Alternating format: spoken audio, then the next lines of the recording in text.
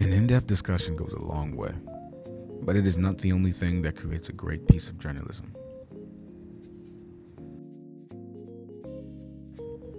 Journalist Elisa Gabbert uses the rhetorical devices ethos, logos, and pathos to discuss their feelings on a late poem.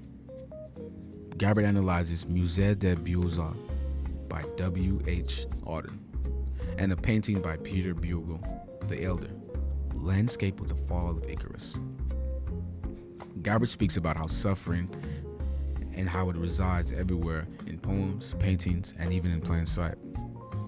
So today we'll be observing and discussing how each tactic used by the author supports and works well in tandem with each other to create a strong journalistic piece. Gabbert starts the piece off with multiple strong uses of ethos. Gabbert does not speak as if they are only suggesting or unsure of things. In fact, they only ever make statements as they are, not once posing a question of doubt or uncertainty. Readers are immediately informed of the author's experience with reading many literary pieces, their knowledge gained from them, and how it will be used to support their understanding of the poem Musée des Beaux-Arts. Gabbert would continue to establish ethos using statements of personal experience to the audience. These statements would help build the audience's favor towards Gabbert. Now, in terms of logos, there are a few instances, but the most evident ones occur in the initial argument of Icarus and the meaning behind his painting. Gabbert talks of Icarus and how his disaster is to be perceived. Firstly, the author talks about Icarus falling and how his failure only matters if it is noticed.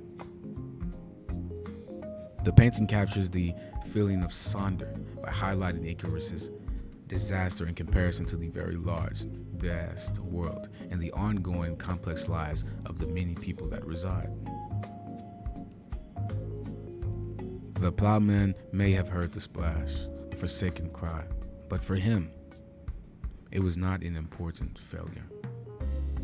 Speaking about how easy it is for an everyday person with visible signs of struggle or fatigue to be walked past and suffer in silence. The execution of pathos helps readers better connect to the deeper meanings of the poem.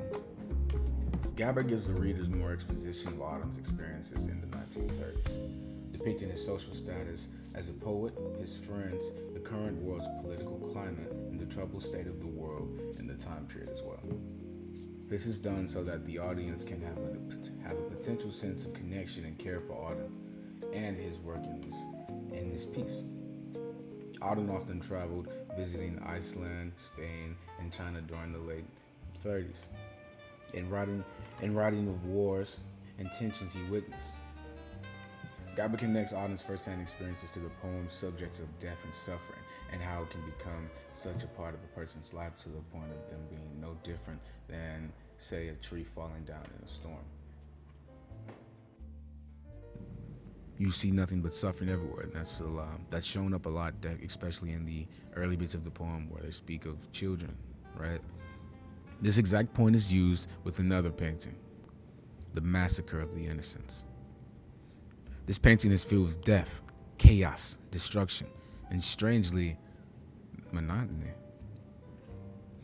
While women lay and sulk, men cower and beg, dogs bark and move about, you as the viewer are explicitly being shown these. In fact, the angle, color palette, even the overall positioning of the painting is created in such a way that does not invite you to its chaos. As Gabbert says himself, the literal perspective of these paintings is automatically metaphorical. No one in particular pulls your eye. A matter of viewpoint. Now, you as the viewer, you are purposely led astray, made to see a seemingly mundane, perhaps just busy town.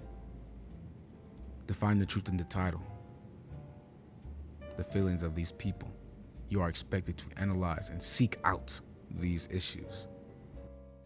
Gabbert's use of rhetorical devices help create a strong connection between their thoughts and the poem and the painting. First, using ethos, Gabbert establishes credibility with an audience by stating experience and knowledge of the poem. Next, Logos is brought about by connecting real-world experiences and those of the events in Peter Bruegel's painting to help the audience understand its message clearer. Finally, pathos is established by using W.H. Auden's unfortunate past experiences with war and how it shaped his poem to build an emotional connection with the audience. Elisa Gabbert does a great job journaling how suffering is everywhere, even in poems and paintings. With everything being said, that's all for today's video. Check out the channel for more amazing videos.